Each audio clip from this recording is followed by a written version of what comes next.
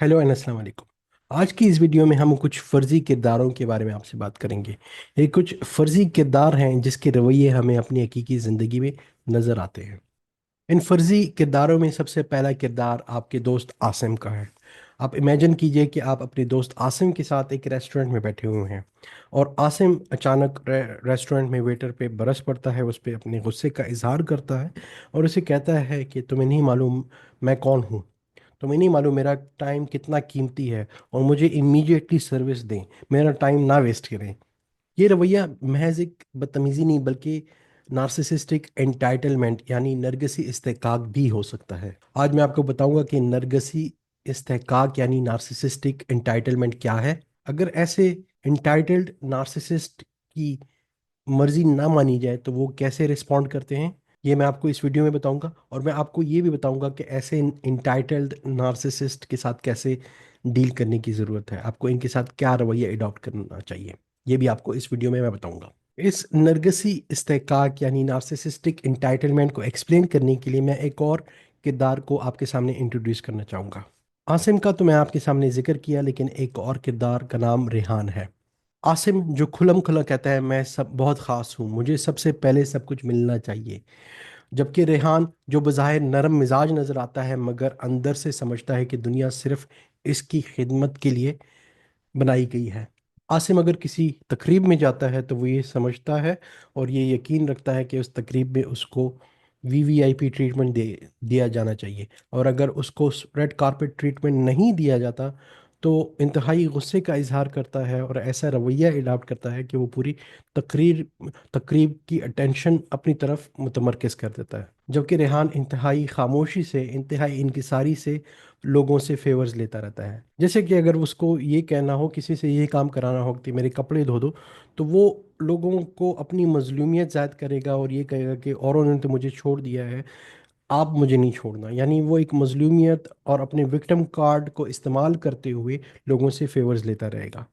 और अगर रेहान को अगर फेवर ना दी जाए तो वो ये लोगों को बताता है कि लोग किसी ने उसको आज तक समझा ही नहीं, यानी वो अपने विक्टिम कार्ड को इस्तेमाल करता रहता है।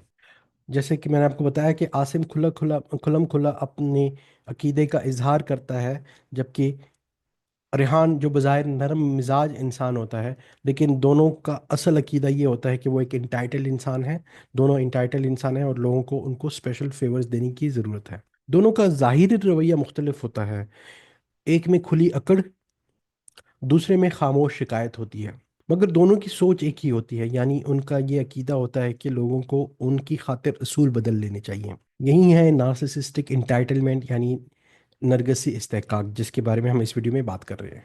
मज़ीद मिसालों से मैं आपको इस नार्सिसिस्टिक इंटाइटलमेंट यानी नरगसी इस्तेकाक को एक्सप्लेन करने की कोशिश करूंगा। जैसे आसिम अगर किसी जगह ऐसी जगह पर जाए जहाँ पर उसको कतार में खड़े होने की ज़रूरत होती हो, तो वो कतार तोड़ देता है और सीधा जा घुसता है और वो ये समझता है कि उसको कतार में खड़े होने की ज़रूरत नहीं है। आसिम अगर अपने वालदेन से कुछ पैसों का मुतालबा करता है और वालदेन उस पैसे को देने की इस कंडीशन पे उसको देते हैं कि वो कुछ प्री कंडीशन सेटिस्फाई करे, तो ये बात आसिम को अच्छी नहीं लगती।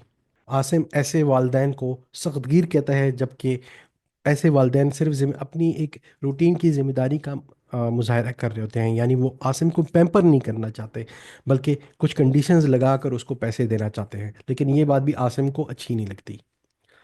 इसी तरीके से जैसे मैंने आपको बताया कि जब आसिम किसी तकरीब में जाता है तो वो वीवीआईपी ट्रीटमेंट का तकाजा करता है, और अगर उसको वीवीआईपी ट्रीटमेंट नहीं मिलती तो वो उस इन्वायरमेंट में और इस तकरीब में कोई ऐसा सीन क्रिएट कर देता है, कोई ऐसी लड़ाई क्रिएट कर देता है कि सारी तकरीब डिस्टर्ब हो जाती है और लोगों की अटेंशन उसकी तरफ मुतमरकज़ हो जाती है। आगे मैं आपको बताऊंगा कि आसिम या रेहान जैसे किरदार अगर उनकी ख्वाहिश पूरी ना हो तो वो क्या करते हैं। अगर उनकी ख्वाहिश पूरी ना हो तो या तो वो अपने गुस्से का इजहार करेंगे, आप पर चीखेंगे और आपको खुद गर्ज करार देंगे। वो आपको शर्मिंदा करना शुरू कर देंगे, आपको कहेंगे कि उन्होंने आपके लिए क्या किया और और आप उनके लिए आप उनको इतनी छोटी सी फेवर नहीं दे सकते। वो गैस लाइटिंग का सहारा लेंगे, यानी आपको ये इम्प्रेशन देने की कोशिश करेंगे कि आपने कोई वादा किया था, आपने कोई कमिटमेंट की थी और आप अपनी कमिटमेंट वायलेट कर रहे हो, जबकि असल में हकीकत ऐसी कुछ नहीं होगी और आप अपनी ही और वो ऐसे कॉन्फिडेंस के साथ یہ کلیم کریں گے کہ آپ کو اپنی ہی پرسیپشنز پہ ڈاؤٹ ہونا کریٹ ہو جائے گا. یا ایک اور جو ان کا رسپانس ہوتا ہے کہ وہ آپ کو خاموش سزا دیں گی، یعنی پیسیو ایگریشن سے آپ کو رسپونڈ کریں گے، یعنی آپ کے میسیج، آپ کے ساتھ بات چیت کرنا کم کر دیں گے، آپ کے میسیجز کا رپلائی کرنا کم کر دیں گے، آپ کے ساتھ کانٹیکٹ کرنا کم کر دیں گے، آپ کے اور آپ سے تھوڑا سا اپنے آپ کو ڈسٹینٹ کر لیں گے. اس پوری صورتحال میں ایک اور کردار کا اضافہ کرتے ہیں اور وہ ہے عالیہ. یہ بھی ایک فرضی کردار ہے اور وہ عاصم اور ریحان کے رویوں سے تنگ آئی ہوئی ہے. اور عاصم اور ریحان کو اپنی لمٹس میں رکھنے کے لیے اور کچھ لمٹس ری انفورس کرنے کے لیے عالیہ نے کچھ اقدامات اٹھائے ہیں. عالیہ کا پہلا اقدام وہ یہ ہے کہ وہ صاف انکار کر دیتے ہیں، یعنی کہ اگر کوئی غیر معمولی فرمائش کرتا ہے تو ایک مرتبہ نرمی سے کہہ دیتی ہے کہ سوری میں یہ نہیں کر سکتی. وہ زیادہ لمبی وضاحتوں میں نہیں پڑتی بلکہ ایک دفعہ انکار کر کے اپنی وجہ بتا کر، لمبی بحث کے بجائے ایک مختصر سی وجہ بتا کر خاموش ہو جاتی ہے. عالیہ عاصم اور ریحان جیسے کرداروں کے ساتھ رابطے میں بھی احتیاط کرتی ہے، یعنی ان کے ساتھ کمیونیکیشن میں ان کو لمٹس میں رکھتی ہے. اگر عاصم اور ریحان اپنی لمٹس کراس کرتے ہیں تو عالیہ ان کو اپنی لمٹس میں رکھتی ہے، اور ان کی عاصم اور ریحان کی وجہ سے اپنی آپ کو اذیت بھی نہیں پہنچاتی، یعنی ان کے ساتھ کمیونیکیشن کو ایسے طریقے سے اسٹرکچر کرتی ہے کہ اس کی وجہ سے عالیہ ڈسٹرب نہ ہو.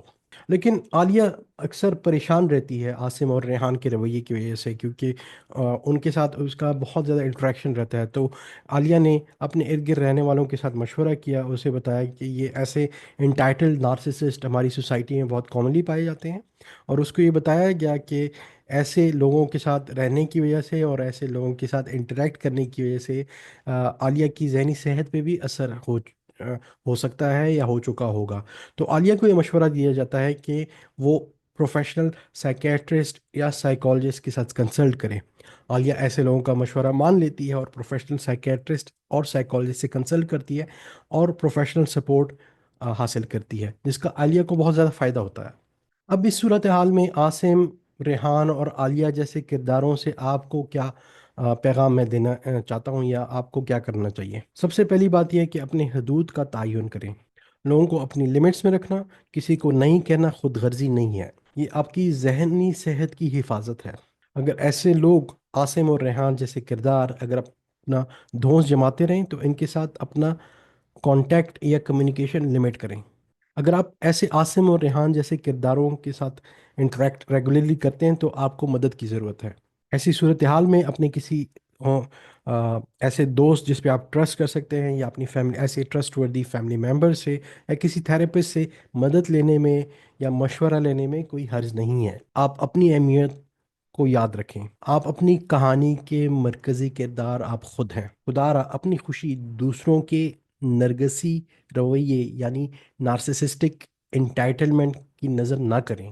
عاصم اور ریحان جیسے کردار آپ کو ہر جگہ ملیں گے، آپ کو ملتے رہیں گے، لیکن آپ بھی عالیہ کی طرح اپنی لمٹس پہلے اسٹیبلش کریں اور اس پہ قائم رہیں. اگر یہ ویڈیو آپ کو انفارمیٹیو لگی اور آپ کو کام آئی تو اپنے ارد گرد رہنے والوں کے ساتھ شیئر بھی ضرور کیجیے. اس ویڈیو کو لائک بھی کیجیے اور ہمارے چینل کو سبسکرائب کیجیے اور بیل کا آئیکن دبانا نہ بھولیے گا. اور اپنے ایکسپیرینس کے بارے میں ہمیں ضرور بتائیے، کامنٹ سیکشن میں ہمیں بتائیے کہ ایسے کرداروں کا، یعنی عاصم، ریحان اور ریحان جیسے کرداروں کا، کیا آپ کا کے ساتھ آپ کا کبھی سامنا کرنا پڑا ہے آپ کو؟ اور اگر آپ کا سامنا ایسے لوگوں سے رہا ہے تو آپ کا تجربہ کیسے رہا ہے؟ اگلی ویڈیو تک اپنا بہت زیادہ خیال رکھیے گا، ہمیں اپنی دعا میں یاد رکھیے گا. انشاءاللہ اگلی ویڈیو میں آپ سے دوبارہ ملاقات ہوگی. اللہ حافظ.